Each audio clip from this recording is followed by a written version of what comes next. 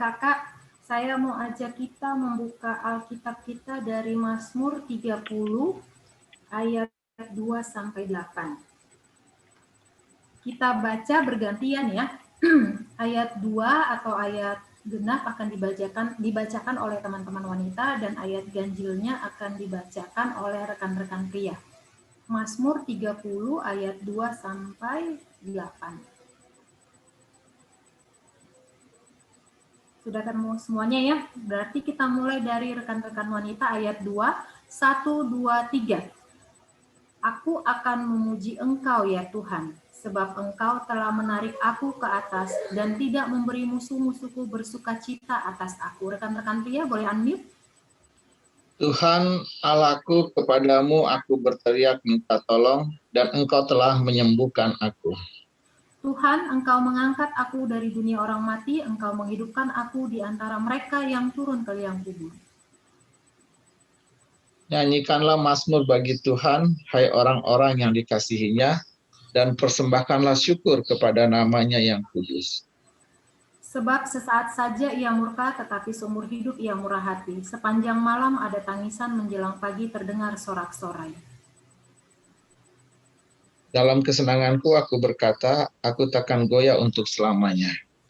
Tuhan, oleh karena Engkau berkenan, Engkau telah menempatkan aku di atas gunung yang kokoh. Ketika Engkau menyembunyikan wajah-Mu, aku terkejut.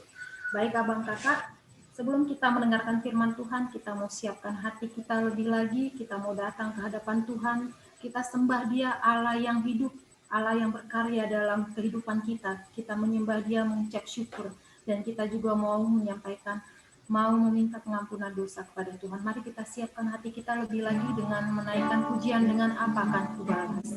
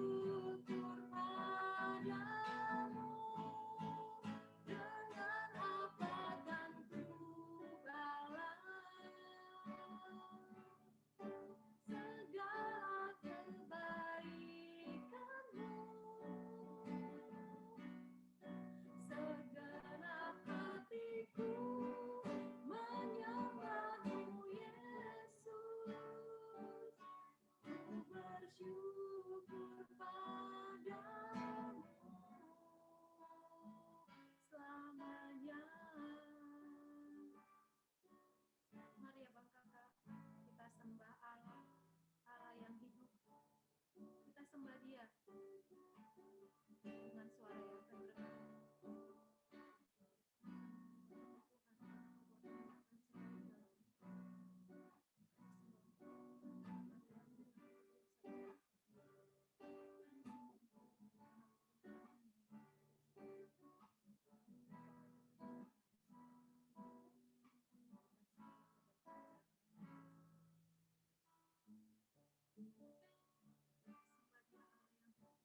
Sembah Dia dengan sungguh-sungguh.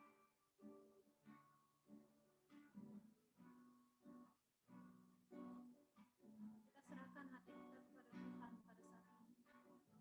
Kita biarkan Roh Kudus menyelidiki hati kita. Biarkan Roh Kudus melihat isi hati kita. Kita minta ampun juga kepada Tuhan. Mungkin banyak pelanggaran yang kita lakukan sepanjang hari ini. Melalui perkataan kita, perbuatan kita. Kepada orang tua kita, pasangan kita, anak-anak kita, bahkan rekan-rekan pelayanan kita, rekan-rekan kerja kita. Kita minta ampun.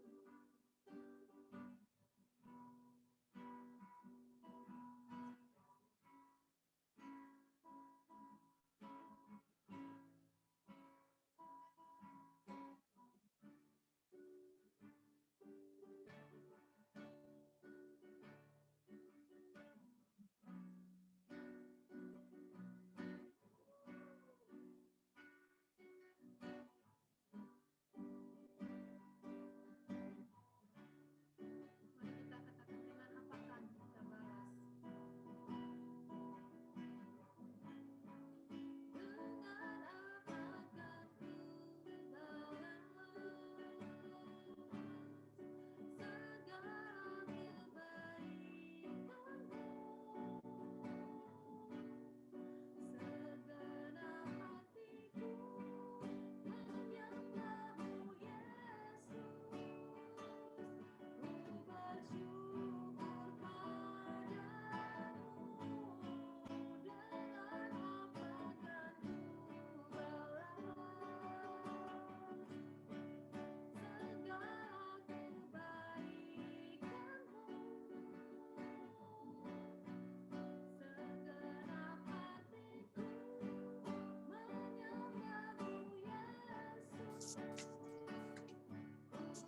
Kamu ada Gojek nggak bang? Saldonya? GoPay. OVO gue ada. Ya, aku belum ada. Mungkin nggak.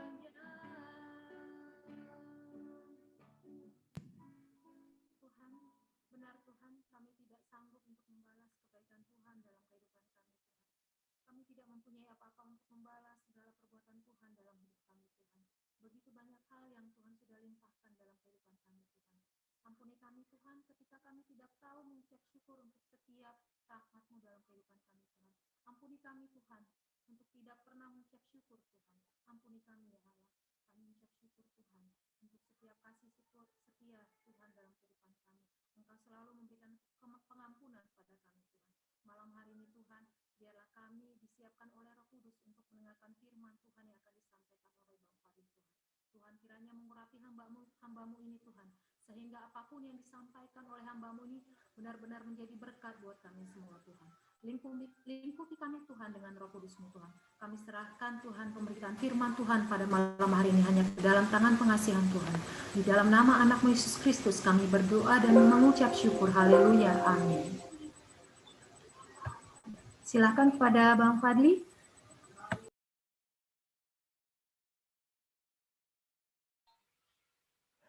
Oke, puji Tuhan. Tadi suaranya Kak Leni pas sudah mau amin baru mulai kedengeran sama saya. Apa mungkin connection-nya kali ya. Nah, Bang Ciko saya share dari sini aja kali ya. Oh, boleh Bang, silakan Bang. Saya coba share ya.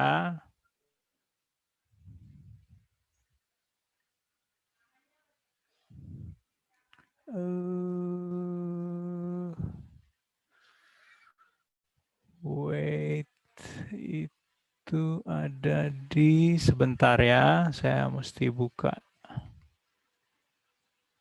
Becoming an agile leader. Oh, sorry sebentar. Sorry bentar ya, saya mesti close dulu. Advanced beta share. Efektif. Lagi siap, lagi on the way, sebentar.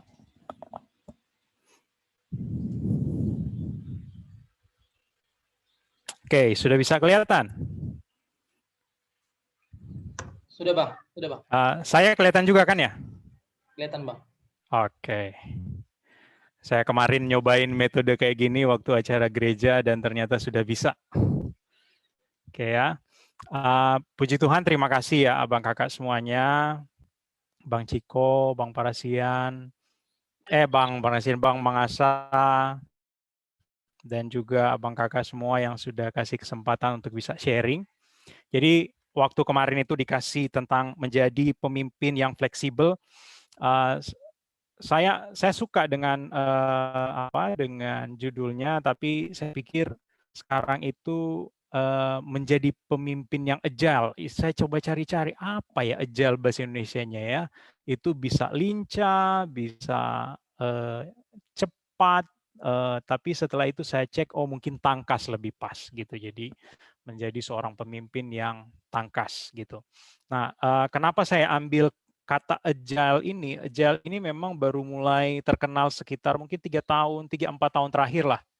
Kalau di perusahaan tempat saya kerja itu, kami mulai pakai istilah agile ini sekitar 2018. Gitu. Jadi bagaimana kami bisa membawa sebuah organisasi atau perusahaan menjadi perusahaan yang agile, gitu ya. Nah, coba kalau kita coba akan lihat dulu bagaimana kita bisa menjadi seorang pemimpin yang agile dengan contoh-contoh yang ada, gitu. Sebentar, dari sini. Oke. Nah, kalau dilihat dari gambar yang di samping sini, mungkin kita semua tahu gambarnya ya. Di sini ini Yusuf dan saudara-saudaranya, gitu ya. Kita tahu bahwa Yusuf dulu adalah orang yang mendapatkan berbagai mimpi, dia berani menyampaikan mimpinya, namun karena mimpinya pun dia dibenci sama orang, dan bahkan dia dibuang mau dibiarkan mati gitu ya. Tapi daripada nggak dapat apa-apa, akhirnya dia dijual gitu. Waktu dia dijual, dia melakukan tugasnya dengan baik sebagai seorang budak. Dia dipercaya, dia bisa memimpin, bahkan orang yang mempekerjakan dia itu menjadi sangat diberkati karena Yusuf, gitu ya. Nah, dalam kehidupan Yusuf itu sering dikatakan bahwa Tuhan menyertai dia, gitu. Dan pada satu waktu karena bagian yang lain yang bagus yang dimiliki oleh Yusuf, dia mendapatkan cobaan dan dia berhasil melewati itu, namun karena kesuksesan itu malah membuat dia masuk ke penjara, gitu ya. Jadi banyak orang tuh sukses tapi kok kelihatannya susah gitu ya.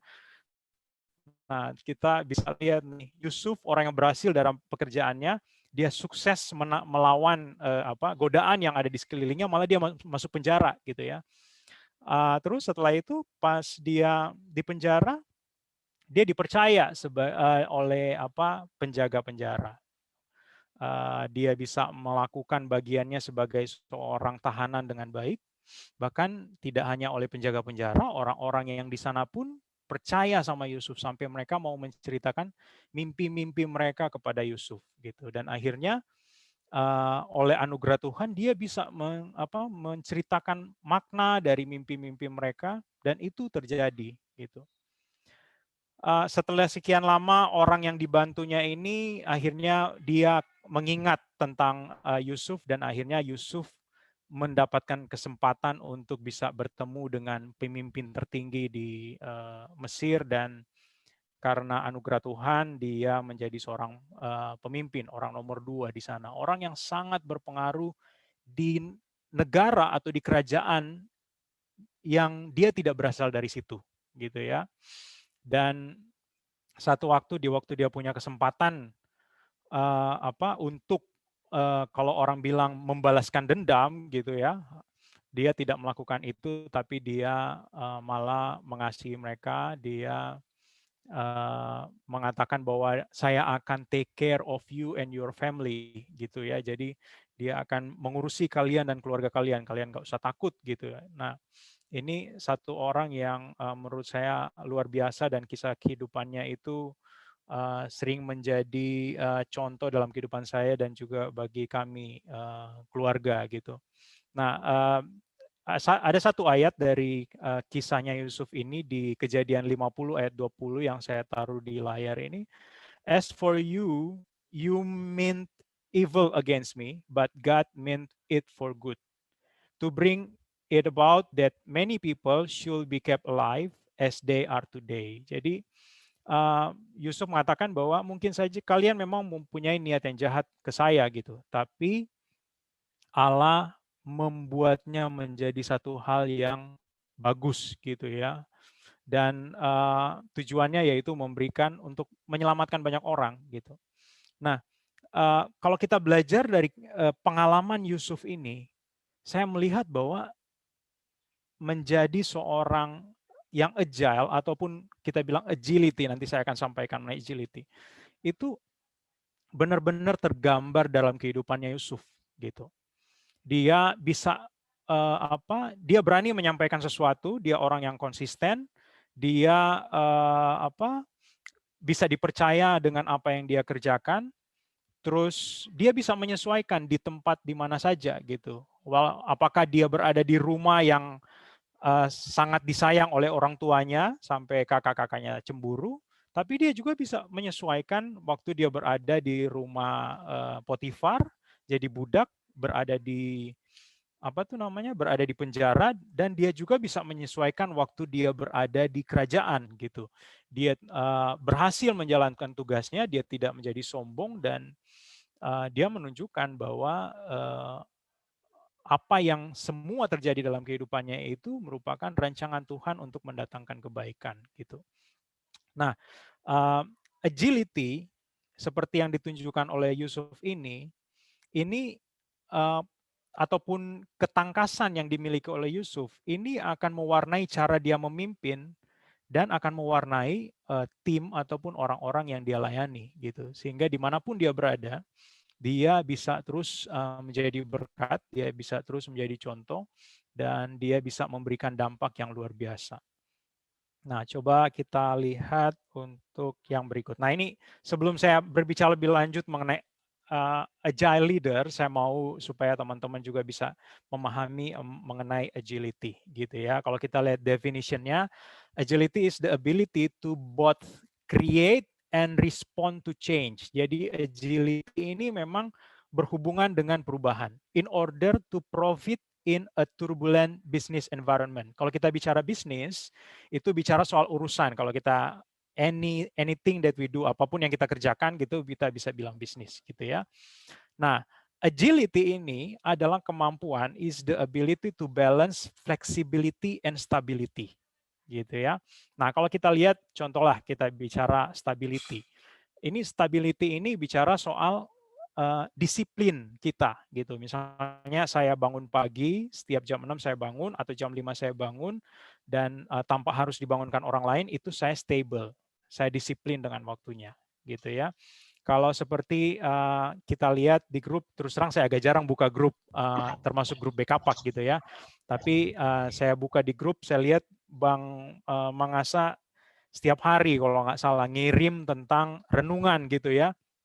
Nah, ini stability gitu ya, kemampuan untuk melakukan sesuatu dengan berulang-ulang atau iterasi lah, atau melakukan sesuatu berulang-ulang dengan konsisten gitu. Ini stability gitu. Sama seperti kalau seorang leader, dia bisa mengerjakan sesuatu yang baik dengan stabil. Artinya gini, setiap apa yang dia kerjakan berikut akan juga bagus. Kita lihat ya Yusuf ya.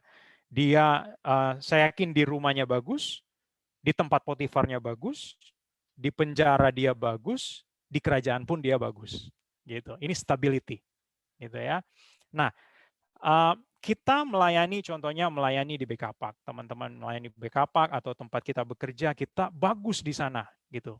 Itu stability. Kita performance kita bagus, atasan kita puas, teman-teman kita terlayani dengan baik, gitu. Itu stability atau kehandalan kita itu terbukti, gitu ya.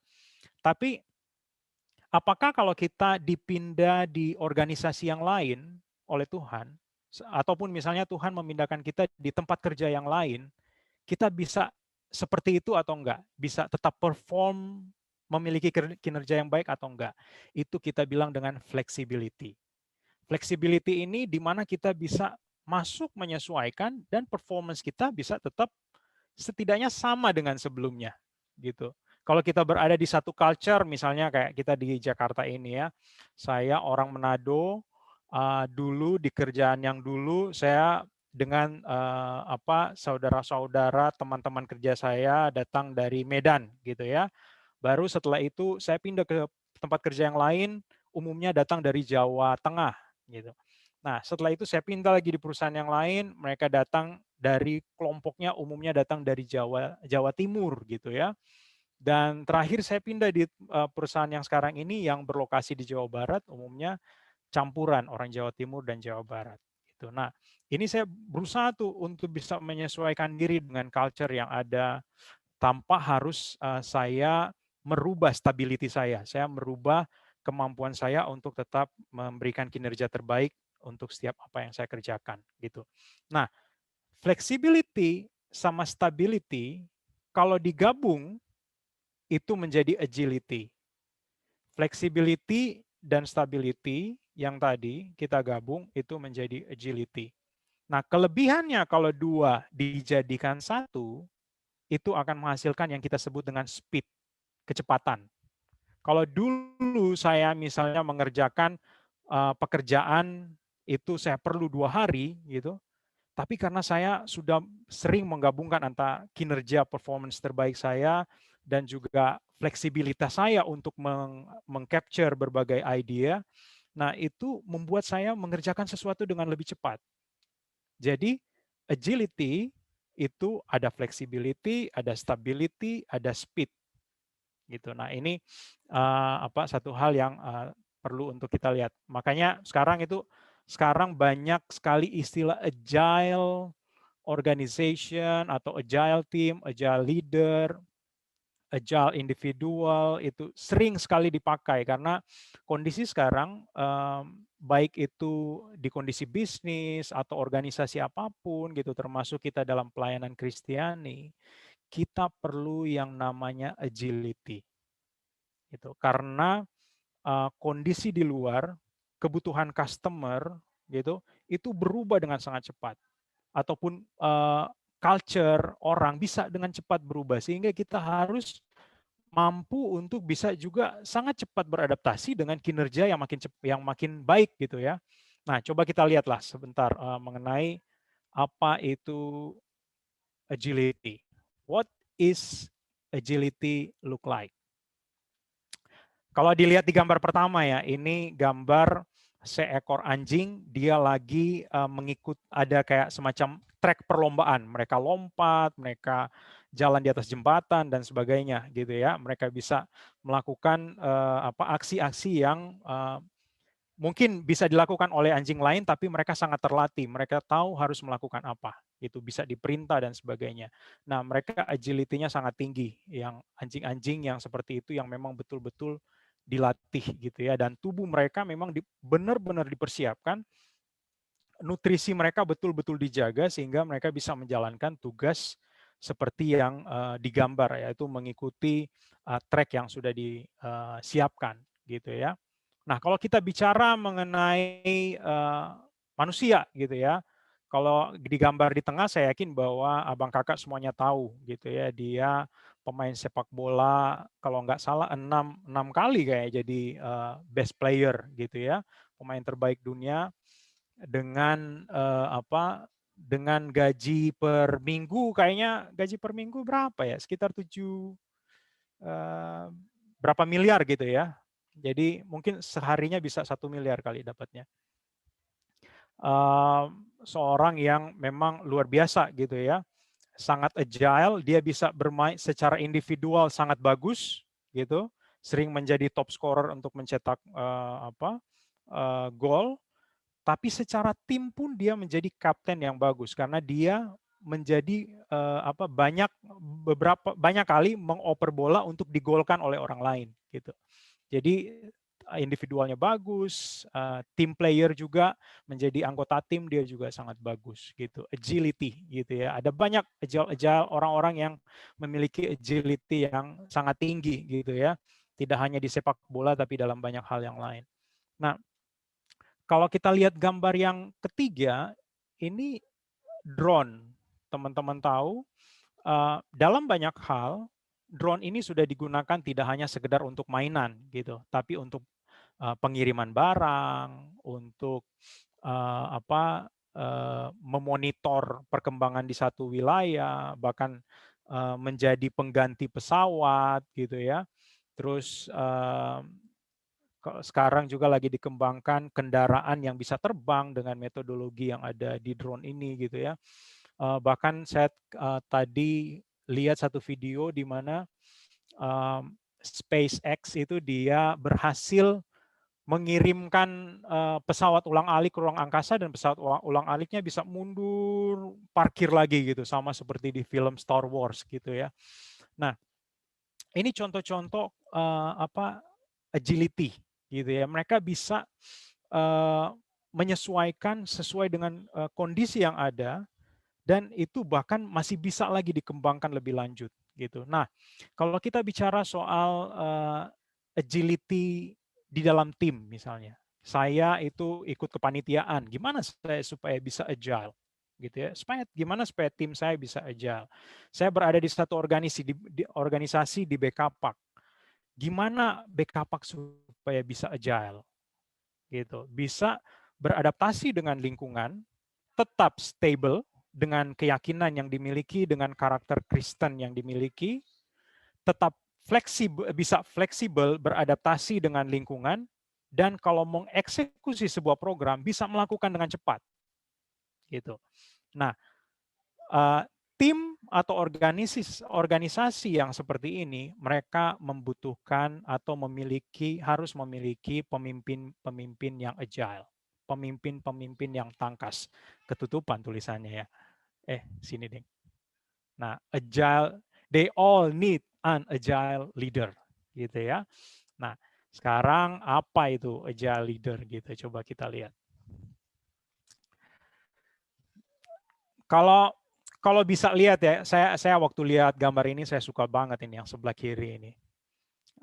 Bagaimana orang berpikir bahwa kita mau ke satu sisi dari sebuah gunung, tapi gunungnya seperti ini, gimana caranya gitu ya. Orang lain sudah bilang nggak mungkin gitu. Tapi dia coba bangun mungkin ya, dia coba gitu, dia tawarkan ke pemerintah setuju gitu kan, mereka bilang ini mungkin nggak, udahlah daripada kalian nggak punya kerjaan kita bikin, daripada duit kita nggak kepake, akhirnya mereka bikin gitu. Mungkin orang lain ketawain juga bikin jalan kayak gini gitu, dan akhirnya bisa terjadi juga. Dan kita bisa lihat di gambarnya tuh ada sebuah bus yang lagi melewati ini ya di jalurnya gitu ya. Nah, untuk menciptakan hal-hal yang seperti ini sesuatu yang kayaknya nggak mungkin gitu ya. Kita perlu seorang yang leader yang memiliki agility, tidak hanya dari sisi kemampuan untuk mengerjakan, tapi agility secara mindset. Karena agility itu terbentuk di kepala, di pikiran kita, di hati kita, setelah itu dieksekusi dalam bentuk yang nyata. Gitu. Nah, bicara agility, saya coba lihat, saya cuman waktu kemarin bilang saya bicara agile leader, saya belum tahu sebenarnya nanti kontennya mau seperti apa. Jadi saya coba search dan saya menemukan dari Forbes. Saya tahu ini Forbes, satu majalah yang terkenal, bisa dipercaya. Dan kemarin saya baru membaca sebuah artikel bahwa Forbes baru mengeluarkan top 30 woman leader under 30. Wah, gitu. Jadi top 30 woman leader under 30, dan salah satunya ada orang Indonesia di situ. Itu menarik juga kalau nanti abang kakak mau baca tentang pengalaman dari orang Indonesia di situ ya. Nah, ini saya ambil tentang Agile Leadership dari majalah Forbes tanggal 28 Juli tahun 2020. The 7 Essential Attributes of Agile Leadership. Nanti kita akan lihat satu-satu, tapi saya coba bacakan dulu. Pertama itu bicara humility. Yang kedua, provide outcomes and not actions. Yang ketiga, flexibility. Yang keempat, coach instead of command. 5, collaborators. 6, understand their people. 7, on the system, not in the system. Gitu. Nanti kalau abang kakak mau baca lebih lanjut, ada banyak sebenarnya attributes ataupun misalnya karakteristik yang ada di Google. Bisa dibaca-baca, nanti itu pasti akan memperkaya pengetahuan kita. Tapi saya akan coba mengambil dari apa yang sudah saya siapkan di sini. Kita akan coba lihat dulu pertama mengenai humility. Become an agile people, humility. Kalau kita lihat di Filipi 2 ayat 3-4. Don't be selfish, don't try to impress others. Be humble, thinking of others as better than yourself. Don't look out only for your own interests, but take an interest in others too. Gitu ya. Nah, kalau kita bicara soal menjadi seorang yang agile, kita harus berpikir bahwa orang lain memiliki kemampuan yang berbeda dengan saya. Sehingga saya tidak bisa hanya mendahulukan diri saya gitu. Kalau misalnya teman-teman, abang kakak lagi ada meeting gitu, jangan sampai hanya kita terus yang bicara. Kita mesti ayo gimana pendapatnya gitu. Karena kita percaya bahwa setiap every individuals have the ability yang memang secara potensi Tuhan sudah siapkan kepada masing-masing orang gitu. Mungkin dalam pelayanan di BKPAK kita sangat bagus. Teman kita biasa saja. Tapi dia di bagiannya dia bisa sangat bagus dan kita nggak bisa, gitu ya. Ataupun di bagian yang lain, gitu dia bagus, kita juga nggak bisa, gitu. Jadi setiap orang itu punya kelebihan masing-masing dan kita harus saling menghargai satu dengan yang lain. Karena ini humility ini menjadi dasar dari seorang leader yang agile. Gitu. Bagaimana kita akan beradaptasi kalau kita nggak rendah hati gitu. Kita selalu merasa I'm the best, jadi kalian harus respect sama saya dan sebagainya gitu.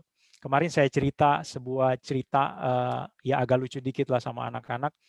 Jadi satu waktu ada beberapa orang di sebuah pesawat yang pesawatnya sudah mau jatuh karena mesinnya terbakar gitu ya. Terus setelah di situ tinggal berapa ya? Tinggal 4 parasut gitu ya. Nah, terus ada satu orang, mereka ada 5 orang. Satu orang datang dia bilang, kakek bilang ke seorang anak, dia bilang, "Nak, saya kan sudah tua, sudah umur 70 tahun. Kamu aja yang pakai." "Enggak, Kek." Terus tiba-tiba 3 orang yang lain datang. Satu bilang gini, saya ini pemimpin di pemerintahan, nggak bisa saya kalau saya mati di sini gitu. Jadi saya harus pergi. Dia langsung ambil satu parasutnya, terus dia terjun gitu ya. Terus yang kedua, orang yang kedua dia bilang, saya punya anak-anak saya 3, banyak di rumah. Gitu. Nanti kalau saya meninggal siapa yang mau ngurus mereka gitu. Dia ambil parasutnya, terus dia juga ikut terjun gitu. Dan tinggal 2 parasut. Terus ada satu orang dia bilang, saya ini orang paling pintar. Kalau tidak ada saya nanti manusia tidak akan mengalami kemajuan. Akhirnya dia ambil parasut itu dan dia lompat. Terus akhirnya kakeknya bilang, "Nak, tuh kan tinggal satu parasutnya gitu. Kalau gitu kamu aja yang ambil, nggak apa-apa biar kakek aja sendiri yang di pesawat." Terus anak kecil bilang, "Oh, udah nggak apa-apa, Kek. Itu orang yang paling pintar tadi, yang lompat tadi itu, dia itu lompat pakai ransel sekolah saya, gitu. Jadi kita masih punya 2, gitu. Nah, jadi kadang itu kita merasa bahwa kita orang yang paling pintar gitu, tapi kita hanya pintar sebagian saja, gitu. Kita harus bisa menempatkan orang lain itu sebagai orang-orang yang memang diberikan potensi juga oleh Tuhan yang kemampuannya berbeda dengan kita, gitu ya. Jadi belajar untuk kita harus belajar terus rendah hati karena itu tidak hanya bicara soal apa yang ada di Alkitab gitu, but it's a reality that seorang agile leader harus memiliki basic dari seorang agile leader untuk dia bisa berhasil dimanapun dia berada.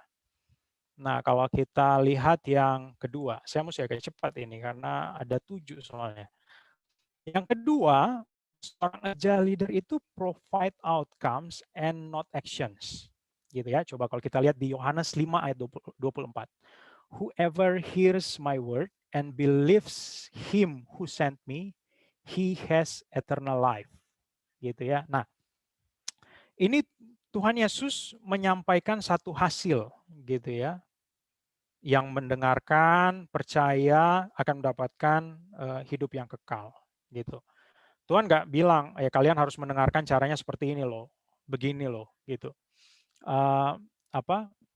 Tuhan tidak menyampaikan sesuatu yang detil kepada mereka. Kamu harus begini, nggak seperti itu, gitu. Tapi pada umumnya Tuhan Yesus berusaha untuk memberikan pemahaman kepada pikiran mereka bahwa ini penting untuk dikerjakan. Kalau kita kerjakan ini, hasilnya akan seperti ini. Nah, itu back kalau kita lihat dengan attributes ataupun karakteristik yang pertama tadi, humility, gitu. Tuhan melihat bahwa orang-orang itu, murid-muridnya, karena ini bicara ke murid dan juga orang-orang di sekitarnya, mereka diberikan potensi oleh Tuhan untuk mengerjakan hal-hal yang baik dan hal-hal yang besar, gitu. Sehingga mereka harus menggunakan pikiran mereka untuk berpikir. Gitu. Kenapa kalau kita lihat banyak orang-orang di negara-negara lain, saya nggak perlu sebutkan nama negaranya gitu ya, mereka itu secara pengetahuan atau secara produktivitas bisa lebih tinggi dari kita yang ada di Indonesia. Karena mereka memaksa pikiran mereka untuk berpikir, memaksa otak mereka berpikir, menganalisa situasi gitu, sehingga mereka memikirkan dengan kondisi seperti ini apa yang harus saya lakukan. Gitu ya. Nah, kalau yang kita harus hindari dalam kehidupan kita yaitu kebiasaan memberikan kamu harus begini, kamu lakukan ini dan sebagainya. Gitu. Jangan kalau kita mau menjadi seorang leader yang agile, kita harus memancing orang untuk berpikir dan menghindari untuk memberikan action by action, gitu ya.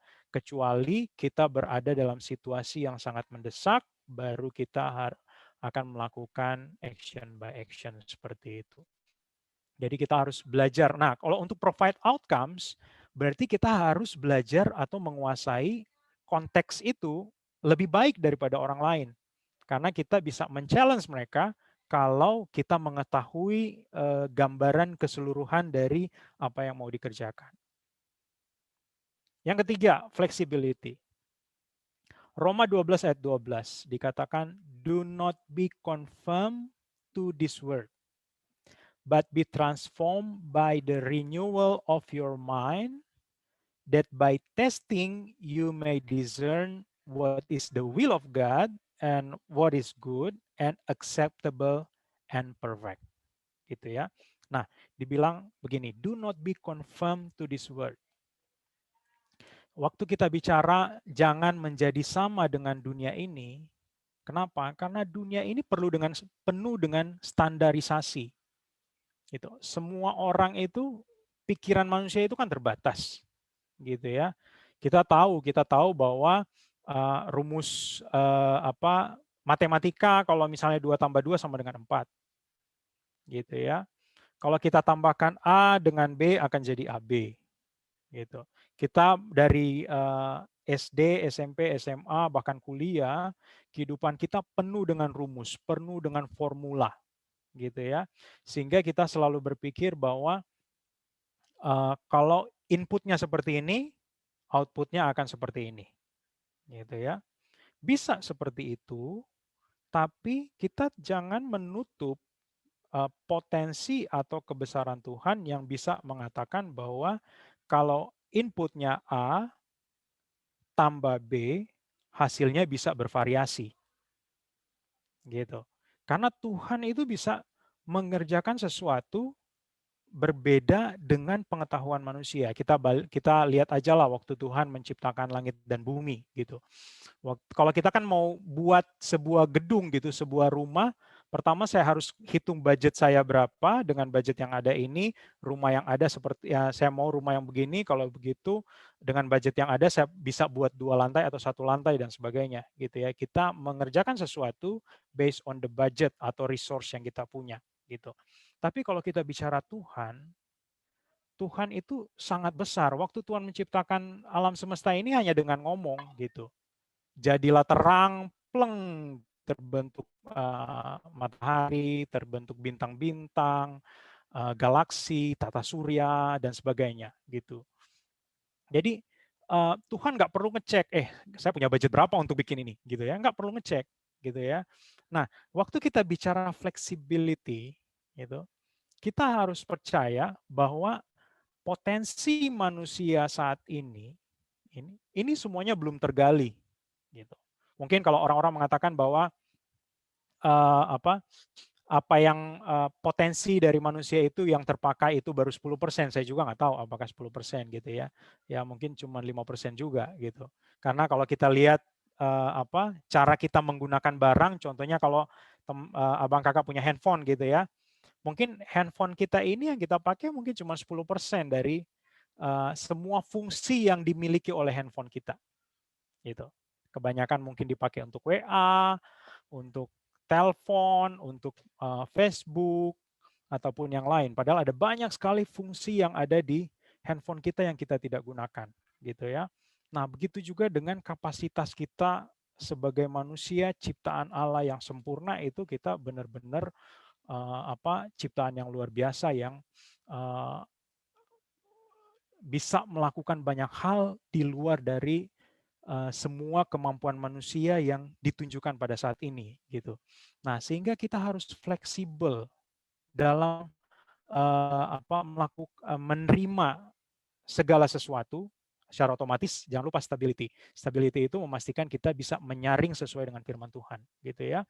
Tapi kita harus bisa fleksibel untuk bisa, contohnya kalau kita mau masuk ke satu area, saya bisa ini, sini saya bisa. Jangan sampai misalnya, aduh saya nggak bisa yang begitu, saya nggak bisa ini. Dibilang, ayo kita melayani di sana, aduh saya nggak bisa, orang-orangnya begini. Kita melayani di sana, orang-orangnya begini, gitu ya. Kita akhirnya membatasi fleksibilitas kita dan kemampuan kita yang sudah diberikan oleh Tuhan, gitu. Jadi jangan sampai pikiran manusia atau batasan-batasan yang dibuat di dalam dunia ini akhirnya mengecilkan kemampuan kita untuk melakukan pekerjaan baik yang kita tahu itu yang diberikan oleh Tuhan, gitu ya. Jadi kita harus belajar terus nih gimana supaya saya lebih fleksibel dalam melakukan aktivitas saya, gitu, pelayanan, dalam belajar, dalam bergaul, dalam berkomunikasi dengan orang tua, dengan teman-teman, dan sebagainya. Tingkatkan terus fleksibilitas, jangan lupa stabilitasnya. Dan yang keempat, bicara soal become an agile leader, yaitu coach instead of command. Gitu ya. Bagaimana kita menjadi seorang coach? Bagaimana kita membangkitkan kemampuan atau potensi dari orang lain. Kayak di gambar yang tadi itu, di bagian tengah kan kita lihat ada Lionel Messi ya.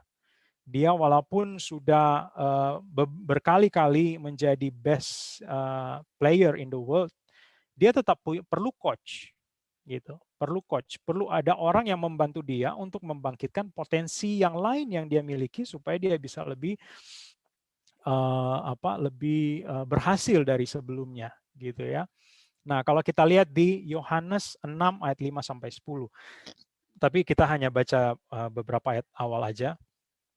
When Jesus looked up and saw a great crowd coming toward him, he said to Philip, where shall we buy bread for these people to eat? He asked this only to test him, for he already had in mind what he was going to do. Gitu ya. Apakah Tuhan Yesus tanya pura-pura sama mereka gitu?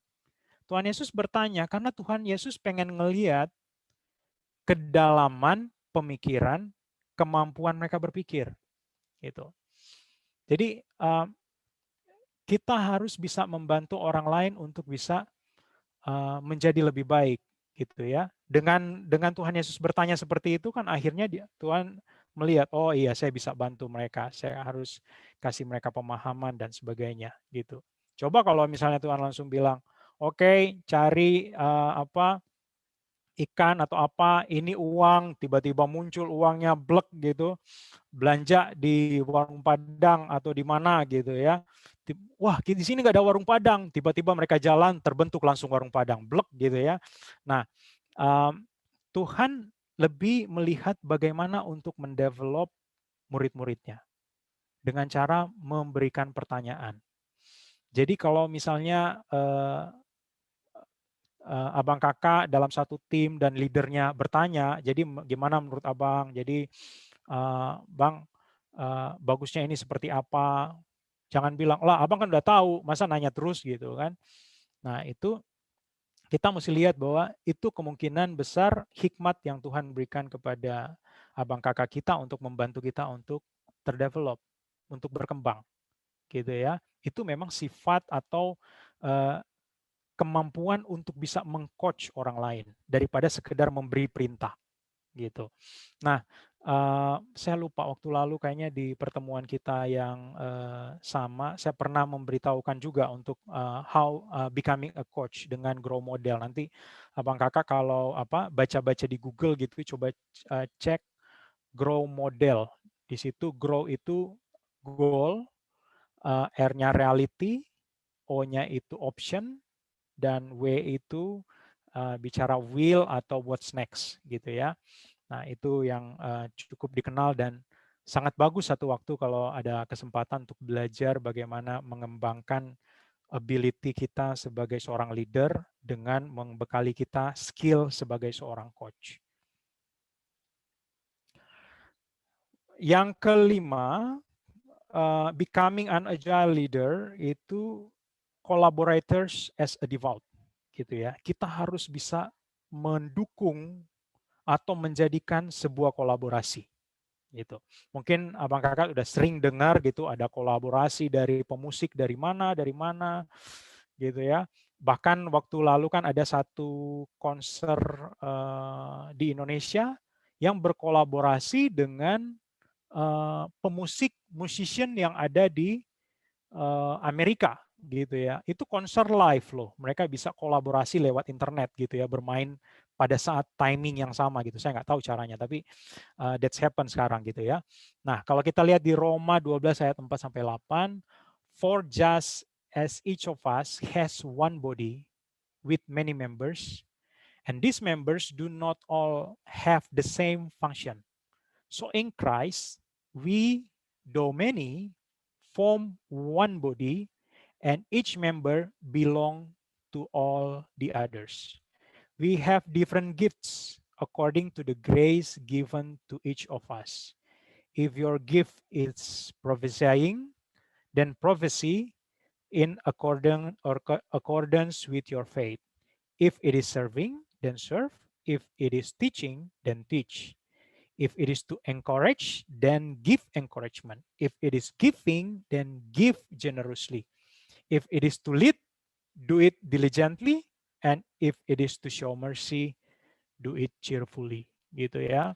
Jadi kalau kita lihat dari ayat ini bahwa memang kita semua dikasih kemampuan yang berbeda-beda gitu. Dan kita usahakan supaya kemampuan ini bisa menjadi satu integrasi yang kuat gitu, sehingga ini menjadi satu kekuatan, satu sinergi gitu ya. Sehingga kalau kita bicara sinergi, dua ini bukan bekerja bersama, tapi bekerja sama gitu ya. Jadi mereka kerjasama, saling menuangkan pikiran mereka sehingga mereka mendapatkan the best idea ataupun decision untuk akhirnya dieksekusi. Gitu. Jadi berkolaborasi satu dengan yang lain itu bagus. Jangan nyari dengan saya cuma cocok sama dia, ya udah ya sama dia aja tim kita, nggak bisa gitu. Gitu. Kita harus mulai belajar sekarang bahwa sesuatu yang berbeda gitu itu akan memperkaya, gitu ya. Nah, keragaman itu akan memperkaya, gitu. Saya cuma berpikir bahwa para pendiri bangsa negara kita ini hebat banget waktu membuat Bhinneka Tunggal Ika, gitu ya. Walaupun mungkin saat ini kita sebagai sebuah bangsa masih terus berusaha untuk mendapatkan sebuah sinergi yang terbaik sehingga Indonesia ini benar-benar bisa maju, dan saya yakin kalau kita menemukan sinergi yang terbaik, ini pasti akan lebih cepat majunya dibandingkan negara-negara yang lain. Nah, yang berikut, yang keenam, understand their people. John chapter 21 verse 4 to 5. Early in the morning, Jesus stood on the shore, but the disciples did not realize that it was Jesus. He called out to them, "Friends, haven't you any fish?" Gitu ya. Nah, Tuhan datang tuh sama murid-muridnya, gitu.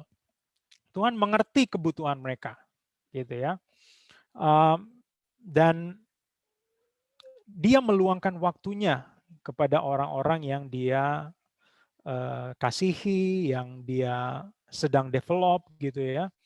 Nah, ini sebagai contoh yang kembali lagi ke yang saya bilang stability yang saya lihat di grup WA, di mana Bang Mangasa selalu mengirimkan renungan, dan saya harap itu akan terus bahkan menginspirasi teman-teman yang mungkin kalau punya grup yang lain bisa buat renungan juga ya. Dan mungkin setelah Bang Mangasa kirim renungan, berebut nih ada renungan yang lain, pleng. Nah, karena di waktu kita apa yang dikerjakan Bang Mangasa itu menginspirasi orang, dan itu apa tuh namanya ya, menjangkit gitu. Suatu hal yang positif itu kalau menjangkit satu hal yang bagus dan tiba-tiba akan menjadi luar biasa gitu ya. Nah, melakukan sesuatu secara konsisten seperti sharing secara konsisten itu menunjukkan bahwa atau semakin membuat kita mengerti kepada orang atau tim kita gitu ya. Nah, saya punya tim sendiri di kantor. Saya juga punya tim di rumah, yaitu istri dan anak-anak. Kami satu tim.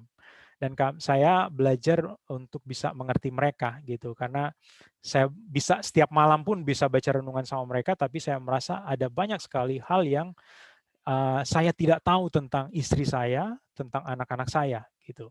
Because mereka itu sangat rich gitu ya, sangat kaya gitu. Pemikirannya mereka sangat kaya, dan berapapun banyak waktu yang saya berikan untuk berdiskusi, untuk ngobrol dengan mereka, selalu ada saja hal-hal yang saya pikir ini hal yang baru nih yang saya dapat lagi dari mereka. Apakah behavior mereka, ataupun mereka menceritakan sesuatu yang saya tidak tahu gitu ya. Jadi kita sebagai orang yang agile, berikan waktu untuk mengerti tim kita. Ada satu quote, saya nggak hafal detailnya, tapi dia dari CIO kalau nggak salah, dari COO, Chief Operation Officer dari Facebook. Dia bilang bahwa seorang leader itu hal yang penting yaitu presence. Presence itu seperti kalau misalnya saya di kantor ya, saya punya ruangan sendiri. Bagaimana saya bisa keluar dari ruangan saya ngobrol sama orang-orang yang di situ. Gitu. Jadi jangan di dalam ruangan terus gitu kan. Jangan misalnya saya mau panggil tim saya namanya Budi, Bud, kesini Bud, gitu. Nah, nggak bisa seperti itu gitu. Kita perlu presence ke mereka gitu. Kita harus bisa, kalau istilah orang, kalau ada orang menikah gitu ya, nanti pengantinnya mingle ke bawah gitu, jalan-jalan. Nah, kita juga harus bisa mingle ke tim kita gitu. Nah, jadi ini bicara soal agile leader, kita harus bisa mengerti tim anggota dari tim kita atau orang-orang yang lain. Karena kalau kita bicara agile leader, itu tidak hanya bicara soal structure. Kita nggak ada di dalam structure atau nggak menjadi pimpinan di sebuah tim, kita tetap bisa menjadi seorang leader yang agile. Karena kita tahu bahwa leadership is not about position, gitu ya. Tapi leadership bagaimana kita memberikan pengaruh kepada orang lain. Nah, yang terakhir, Tapi ini slide 2 yang terakhir. Becoming an agile leader, yaitu kita work on the system, not in the system. Nanti kita akan lihat. Nah, kita coba lihat dulu di Matthew chapter 10, pasal 10 ayat 1. Jesus called his 12 disciples to him and gave them authority to drive out impure spirits and to heal every disease and sickness. Nah, kalau kita lihat di sini, Tuhan memberikan mereka authority, merubah cara pandang dari tim membernya, dari para murid, gitu ya. Dan murid yang datang sendiri untuk bisa menyembuhkan orang yang sakit, gitu. Bahkan dari cerita-cerita selanjutnya, murid-murid ini luar biasa, gitu ya. Mereka hanya lewat bayangan aja orang sembuh, gitu ya. Nah, pada saat Tuhan membentuk mereka, banyak hal yang dirubah, yaitu cara mereka berpikir. Makanya kalau kita baca di Perjanjian Baru itu, kita banyak melihat pengajaran-pengajaran yang berbentuk perumpamaan, membuat mereka untuk berpikir, gitu ya. Nah, setelah itu pada saat mereka udah siap, mereka yang akan melakukan, karena Tuhan sendiri tahu bahwa dia sebagai manusia ada keterbatasan, gitu ya. But you can imagine 3 years gitu, 3 tahun selama berada di dunia gitu, di bumi, perubahan yang dilakukan Tuhan sampai 2000 tahun hingga saat ini dan terus berjalan terus, gitu ya. Kenapa saya mengambil setiap poin agile leader ini dalam Alkitab dan umumnya banyak berbicara mengenai Tuhan Yesus gitu. Karena Tuhan Yesus itu model yang paling tepat untuk belajar agile leadership. Walaupun Tuhan Yesus itu tidak terbatas, mungkin agile leadership ya mungkin salah satu yang sangat kecil yang dimiliki Tuhan, gitu. Tapi kalau kita mau belajar tentang agile leadership, kita baca perjanjian baru, itu kita akan dapat banyak sekali knowledge bagaimana kita menjadi seorang yang agile. Nah, masih di poin yang ke-7 ini. Seorang leader, dia bisa mundur sedikit dari pekerjaan yang dikerjakan sekarang. Jadi timnya lagi bekerja untuk sebuah kepanitiaan, dia bisa saja tuh mundur sebentar gitu ya, biarkan mereka mengerjakan. Bukan dia, oh iya kamu kerjain ini, itu dia campur tangan terus, enggak seperti itu. Seorang leader yang agile, dia akan membiarkan untuk mereka, memberikan kesempatan untuk mereka bekerja. Tapi memang kalau kita mundur yang tadi ada flexibility, leader yang agile harus bisa menerima kesalahan atau kegagalan dari timnya. Nggak bisa misalnya orang gagal langsung, wah nggak bisa, kamu nggak bisa kerja di tim saya, kamu keluar gitu kan. Nggak bisa seperti itu. Leader yang agile, dia harus fleksibel. Gitu. Artinya bahwa dia memberikan kesempatan timnya untuk mengerjakan sesuatu gitu, dan harus bisa juga mengukur potensi kesalahan yang apakah itu fatal buat organisasi atau tim atau tidak gitu. Nah, dia memberikan mereka kesempatan untuk bekerja in the system, sedangkan dia sendiri keluar dari sistem gitu. Dia dari luar gitu ya.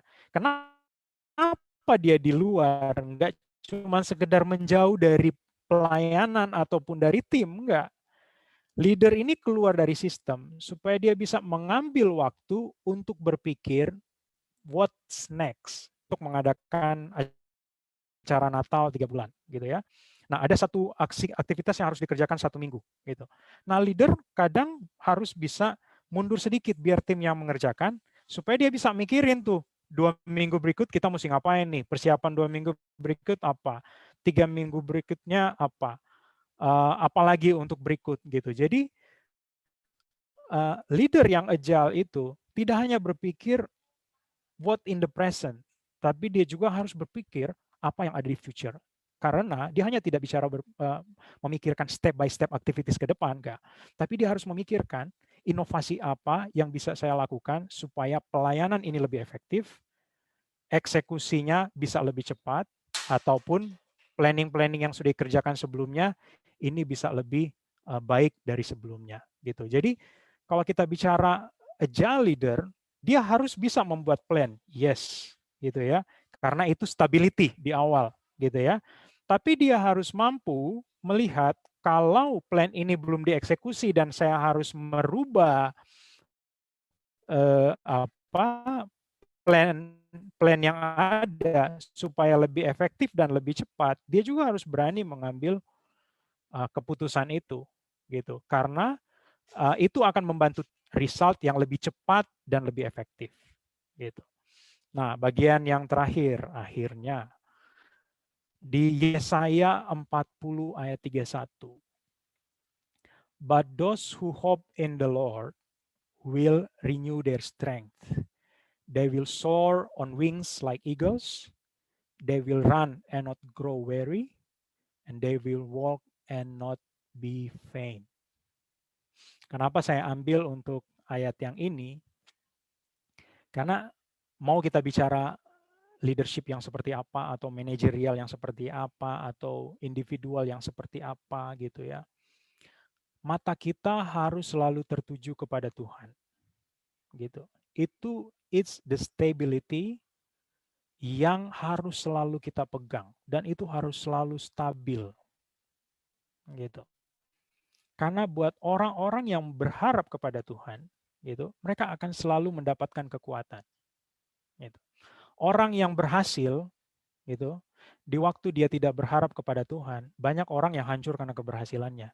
Tadi malam saya diskus sama anak-anak tentang siapa sih di Alkitab yang berhasil tapi akhirnya banyak mengalami kegagalan gitu. Mereka langsung bilang Raja Salomo gitu kan. Raja Salomo orang yang sangat hebat gitu, sangat penuh hikmat, dikagumi banyak orang gitu ya. Tapi justru karena keberhasilannya dia itu, karena dia tidak bisa menampung puji-pujian dari orang gitu, akhirnya dia menggadaikan satu hal yang sangat penting dalam kehidupannya, yaitu fokusnya dia kepada Tuhan gitu. Nah, jadi kita harus selalu menggantungkan harapan kita kepada Tuhan, mau itu kita susah ataupun kita senang, karena orang yang berharap kepada Tuhan, they will soar on wings like eagles, they will run and not grow weary, and they will walk and not be faint. Oke, mari kita berdoa.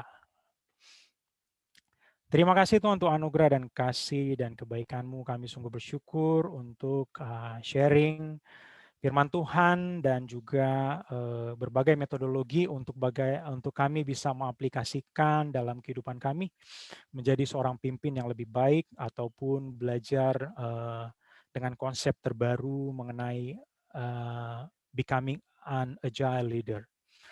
Kami berdoa Tuhan supaya Engkau terus akan membimbing kehidupan kami. Kami terus mau berserah kepada-Mu karena kami percaya hanya dengan fokus kepada-Mu, berharap kepada-Mu, ada hal yang luar biasa yang sudah Engkau siapkan dalam kehidupan kami, di mana kami lebih lagi menjadi berkat, menjadi terang bagi orang-orang di sekeliling kami. Dan kami percaya Tuhan, apapun visi misi, impian, ataupun mimpi kami Tuhan, itu bukanlah suatu yang sangat besar buat Engkau.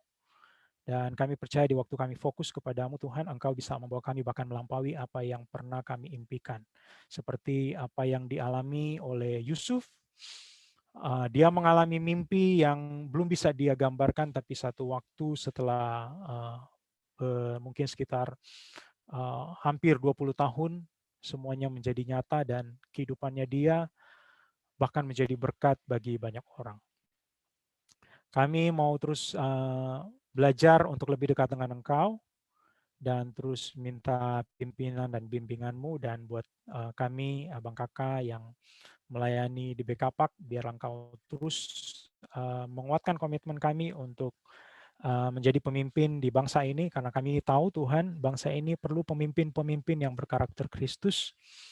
Dan biarlah Tuhan kami semakin stable Tuhan, stability Tuhan, untuk fokus kami ke sana Tuhan.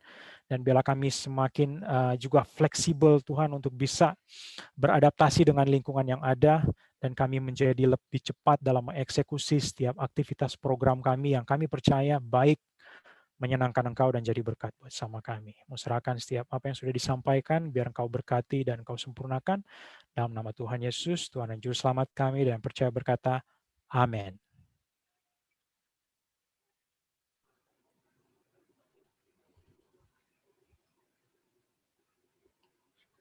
Baik, terima kasih Bang Fadli untuk sharing firman Tuhan yang disampaikan terkait becoming an agile leader ya, luar biasa. Kebayang, tadi kalau lagi dengerin Bang Fadli, berasa lagi ikut seminar, kayak yang di TV-TV Bang, kayak yang di YouTube, dan itu seminarnya memang seminar internasional ya, kalau pokok bahasan ini. Awalnya memang Bang Ciko fleksibel gitu, mungkin sebagian kita berpikir fleksibel ini adalah seperti karet ya, bisa ditarik, bisa kemana aja ya. Kalau si A bilang A, kita ikut, si B bilang ikut, B, kita ikut. Tapi tadi sangat ditekankan oleh Bang Fadli bahwa fleksibel yang dimaksud itu lebih dalam. Ternyata dia ada stabilitas dan kualitas juga ya. Jadi nggak cukup kita hanya ngikut, oke, saya menjadi orang fleksibel. Apalagi di masa pandemik ini, kita menjadi orang fleksibel ya Bang ya. Disuruh WFH, WFH, besok harus WFO, WFO. Kayak apa? Kayak karet yang ditarik-tarik kayak pegas ya, gitu. Harus ready. Kalau yang tiba-tiba WFH bangunnya santai, besok-besok ada panggilan WFO, itu adaptasinya sulit ya gitu. Dan luar biasa hari ini kita ternyata becoming agile leader itu ada tadi poin-poinnya ternyata nggak hanya faktor fleksibel, itu ada banyak hal ya. Dan satu tadi yang disampaikan Bang Fadli adalah teladan kita untuk becoming an agile leader itu adalah Yesus Kristus, karena Tuhan Yesus sudah memperlihatkan bagaimana dia selama hidup perjalanan dia di bumi ini ya Bang, ya benar. Dan luar biasa, terima kasih buat Bang Fadli tadi sharing firman Tuhannya sangat memberkati sekali, dan pastinya bisa kita aplikasikan dalam kehidupan pelayanan kita, terutama berorganisasi, dalam keluarga juga, dan pekerjaan kita juga. Kiranya Tuhan terus memberkati Bang Fadli dan keluarga dalam pekerjaan, pelayanan, pendidikan anak-anak. Dan luar biasa juga tadi sempat sharing dengan Bang Fadli bahwa beliau akan berusaha fleksibel lagi, beradaptasi dengan membawa anak-anak pindah lagi, pindah sekolah, ketemu guru baru lagi, belum sempat merasakan gedung baru, sudah pindah lagi. Dan itu adalah salah satu kemampuan yang sudah dididik dari awal ya Bang ya, karena pandemi ini. Baik, luar biasa untuk closing statement ya. Tadi ada ayat yang dari Yesaya 40:31 ayat 31, karena bentuk bahasa Inggris tadi saya baca yang isinya seperti ini. Tetapi orang-orang yang menanti-nantikan Tuhan mendapat kekuatan baru. Mereka seumpama Raja Wali yang naik terbang dengan kekuatan sayapnya. Mereka berlari dan tidak menjadi lesu, mereka berjalan dan tidak menjadi lelah. That's the becoming agile leader ya Bang ya. Thank you Bang Fadli sekali lagi. Baik Abang Kakak, kita akan masuk ke pokok doa. Kita mau sama-sama mendoakan untuk pelayanan bahkan bangsa dan negara kita. Saya akan bagikan pokok doa kita hari ini. Bang Fadli, saya dan Bang Ciko dan Bang Albert akan berdoa untuk poin nomor 1, mengucap syukur untuk kasih anugerah yang Tuhan berikan pada kita untuk memasuki bulan yang baru ya. Lalu untuk poin nomor 2, mengucap syukur atas kegiatan pelayanan yang bersamakan di sepanjang pekan lalu, ada LTC, ibadah online, kemudian ada juga ibadah gabungan kampus-kampus, mahasiswa, pembinaan mahasiswa dan pengurus, itu didoakan oleh Kak Natalia Marbun, Bang Mangasa, dan Kak Christine. Dan Bang Barat ya mendoakan itu. Lalu berikutnya pokok doa nomor permohonan, kita mendoakan LTC level 1 yang poin 1 itu Bang Mete, Kak Senta, Kak Devara, dan Bang Trimo. Oke, lalu berdoa untuk ibadah online yang sedang berlangsung hari ini, mengucap syukur juga untuk pembicara kita, bahkan petugas pelayanan hari ini, itu didoakan oleh Bang Yosua, Kak Citra, Bang Bambang, dan Bang Fernando. Lalu untuk poin nomor 3, didoakan oleh Kak Ita, Kak Rista, dan Bang Randy ya. Kemudian untuk pokok doa nomor 4, kita akan mengadakan pembekalan anggota pada tanggal 26 Mei ya Bang Kakak. Mohon didoakan untuk persiapannya, didoakan oleh Bang Maruli, Bang Otarius Zega, Kak Yuni, dan Bang Pasdi. Lalu pokok doa nomor 5, kita mendoakan anggota BKPAK senantiasa hidup dalam keintiman dengan Tuhan ya. Didoakan oleh Bang Jerimun, Kak Dita, dan Bang Natalius. Lalu untuk permohonan bangsa dan negara, kita tetap mendoakan pandemi COVID yang masih terus berlangsung ya Abang Kakak, terutama di masa-masa libur Lebaran ini. Pokok doa nomor 1 untuk bangsa dan negara didoakan oleh Kak Hevi Ginting, Bang Francisco Huta Galung, dan Kakak atau Abang dengan akun nama S20, dan Kak Renata. Lalu pokok permohonan bangsa dan negara nomor 2 didoakan oleh Kak Asima, Bang Stephen, Kak Elsiana, Bang Hengki, dan Kak Sarah. Boleh dinaikin Bang slide-nya supaya bisa dilihat teman-teman, mulai dari nomor 1. Oke, Abang Kakak, kita mendoakan secara bersama-sama. Kita tundukkan kepala kita berdoa. Dalam surga kami ucap syukur Tuhan untuk pekerjaan Tuhan dalam pelayanan kami Tuhan. Kami ucap syukur untuk pelayanan secara khusus pelayanan BKPAK yang boleh berlangsung Tuhan. Dan sepanjang bulan ini Tuhan kami ucap syukur kami boleh memasuki bulan yang baru dengan keadaan sehat tanpa kurang satupun juga kiranya Tuhan apa yang kami lakukan di bulan ini dapat terlaksana Tuhan dengan pimpinan Roh Kudus. Tuhan berkati kami sepanjang bulan ini sehingga kami boleh melaksanakan pekerjaan kami, pelayanan kami Tuhan. Biarlah semuanya ini hanya untuk hormat dan kemuliaan nama Tuhan. Yesus, kami serahkan kehidupan kami hanya ke dalam tangan kasihan Tuhan.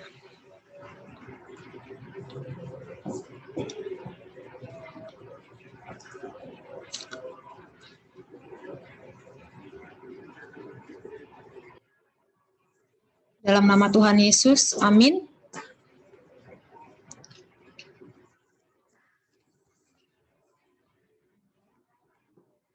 Baik Abang Kakak, kita akan mendengarkan pengumuman dari Bang Mangasa atau Bang Ciko. Silakan Bang.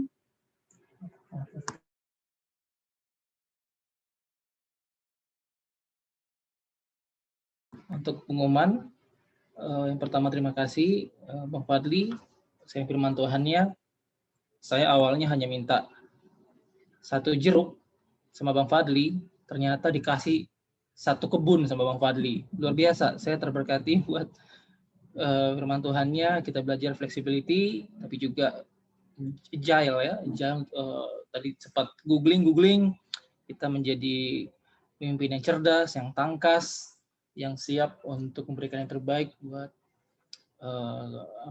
buat kehidupan kita. Teman-teman, untuk kegiatan kita BKPAK seperti biasa masih ada LTC yang berlangsung setiap hari Jumat dan Sabtu, kita tetap dukung. Lalu ada kegiatan nanti tanggal 26 ya, mohon di note teman-teman, tanggal 26 Mei itu hari libur Waisak. Hari libur Waisak, kalau nggak salah. Kita ada kegiatan, kita cukup padat di situ.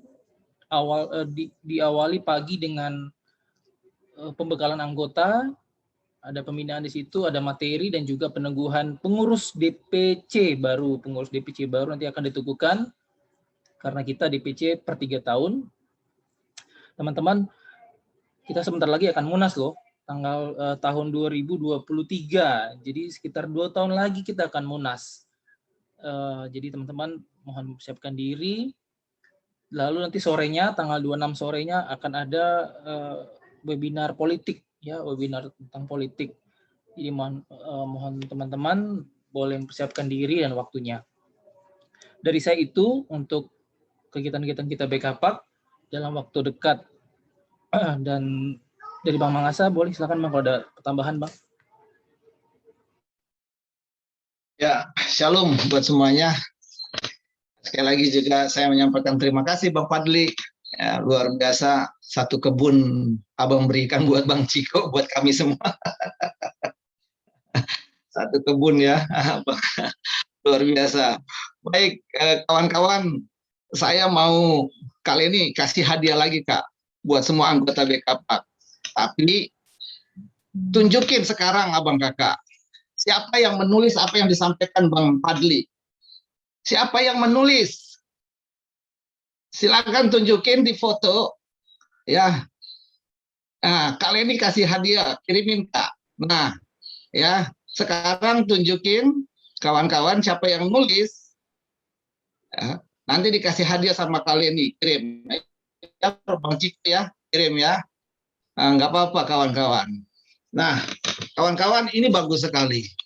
Jadi saya kemarin baru bicara memang dengan kawan-kawan dari UNTRIS dan dari UNSADA tentang mendengar dan mendengarkan, ya, mendengar dan mendengarkan. Jadi ini kawan-kawan, kalau kita ya mendengar, ya, dapat kita lakukan tanpa mendengarkan.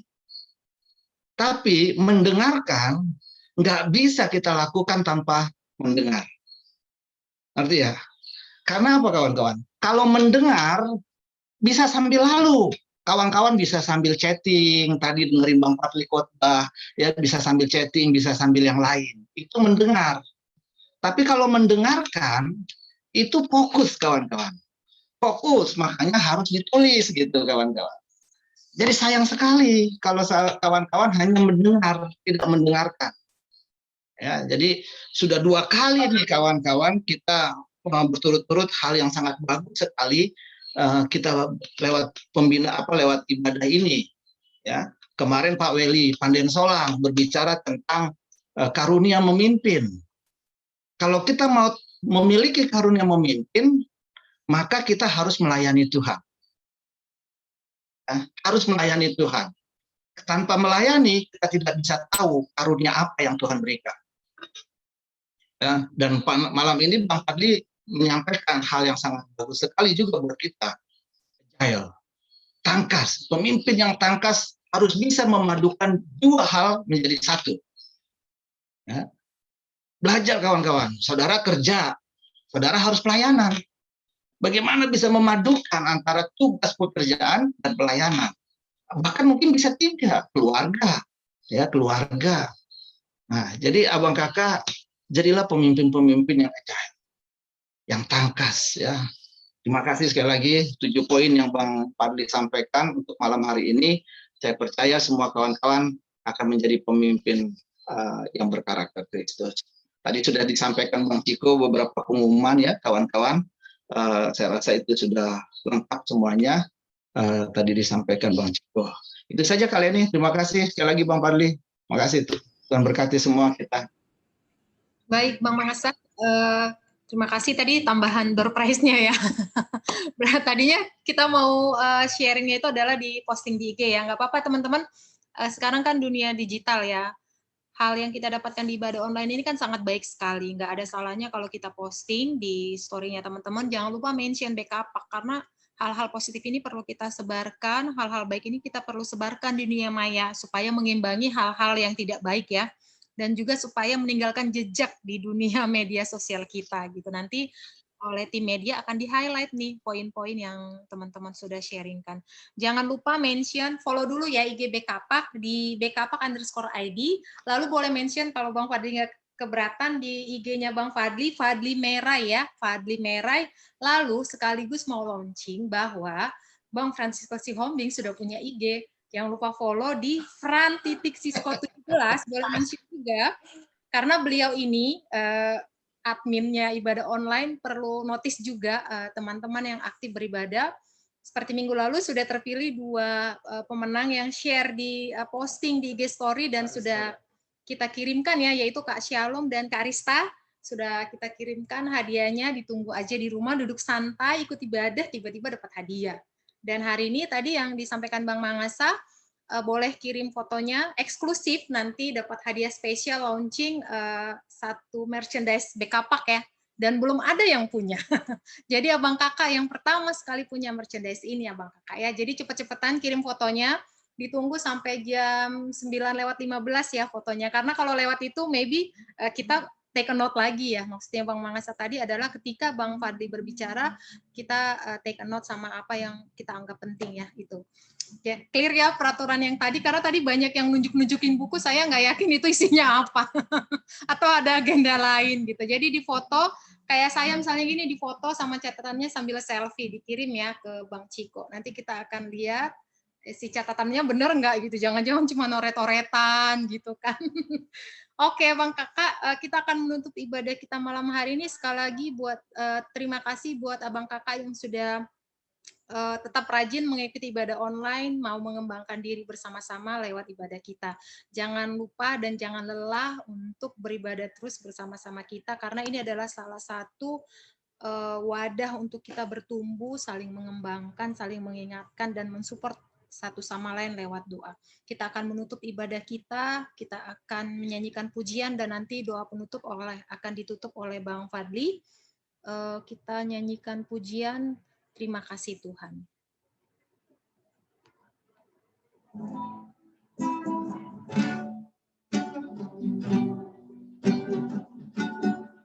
Terima kasih Tuhan untuk kasih setiamu yang ku alami dalam hidupku. Terima kasih Yesus.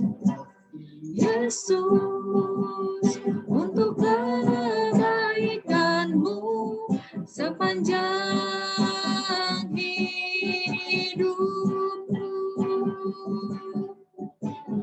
Terima kasih Yesusku buat anugerah yang Kau beri setiap hari ini. Tuhan adakan syukur bagimu. Terima kasih. Terima kasih Yesusku buat anugerah yang Kau beri, sebab hari ini Tuhan adakan syukur bagimu.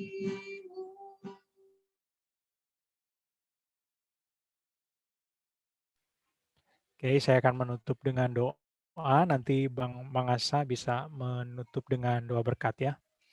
Mari kita bersatu dalam doa. Bersyukur Tuhan untuk anugerah-Mu buat kami, sehingga pada hari ini Tuhan kami bisa mengkhususkan waktu dari jam 7 hingga saat ini Tuhan untuk bisa bertumbuh lebih dekat dengan Engkau. Kami percaya Tuhan bahwa waktu yang kami pakai ini bukan suatu yang kebetulan, tapi adalah satu anugerah-Mu di mana Engkau mengingatkan kami dan kami bisa mengkhususkan waktu ini di mana Engkau membantu kami sehingga kami bisa mengatur hidup kami untuk bisa mengikuti ibadah pada malam hari ini. Kami berdoa Tuhan, supaya apa yang kami dapatkan pada malam hari ini, baik lewat puji-pujian, lewat firman Tuhan, lewat sharing pengetahuan, lewat bahkan pengumuman dan games Tuhan, apapun yang kami kerjakan Tuhan, kami percaya bahwa ini membentuk kami semakin dekat dengan Tuhan, semakin kuat, dan semakin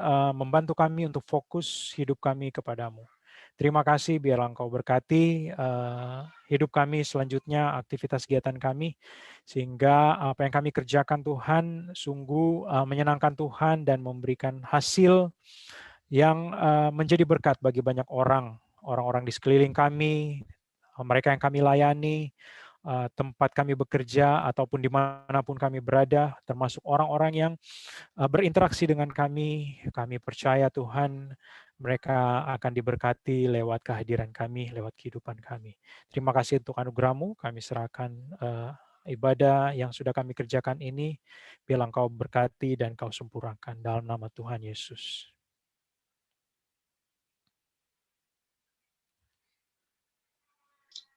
Bapak di surga, sekali lagi kami juga datang berdoa menyerahkan Bang Fadli. Terima kasih untuk malam hari ini, Kau sudah memakai hamba-Mu ini untuk menjadi alat bagi Tuhan untuk menyampaikan isi hati Tuhan kepada kami semua, agar ke depan Tuhan kami menjadi pemimpin yang tangkas. Kami berdoa untuk 7 hal yang boleh disampaikan, biarlah itu membekali kami, dan kami terus membangunnya di dalam kehidupan kami, sehingga kami betul-betul dipersiapkan untuk menjadi pemimpin di tengah bangsa ini. Makasih Bapak, berdoa untuk rencana bulan Juli, Bang Fadli dan keluarga juga akan kembali bertempat tinggal di Jakarta untuk menunaikan tugasnya yang kembali di Jakarta. Biarlah segala rencana-rencana dan hal-hal yang sedang dipersiapkan untuk ke depan, Tuhan juga campur tangan di dalamnya. Kami bersyukur untuk semua apa yang sudah Tuhan lakukan bagi Bang Pardi dan keluarga. Demikian juga buat kami semua. Saudara-saudara yang dikasihi Tuhan, mari arahkan hati dan pikiran kita kepada Tuhan. Mari kita menerima berkat Tuhan. Nantikanlah Tuhan untuk memperoleh kekuatan yang baru. Engkau akan menjadi Raja Wali yang terbang dengan kekuatan sayapnya. Engkau akan berlari dan tidak akan lesu. Engkau akan berjalan dan tidak akan lesu. Anugerah dari Allah Bapa, kasih dari Yesus Kristus, dan penyertaan Roh Kudus akan terus memimpin kehidupan kita hari ini sampai selama-lamanya. Amin. Abang Kakak, kita foto dulu ya Bang Kakak.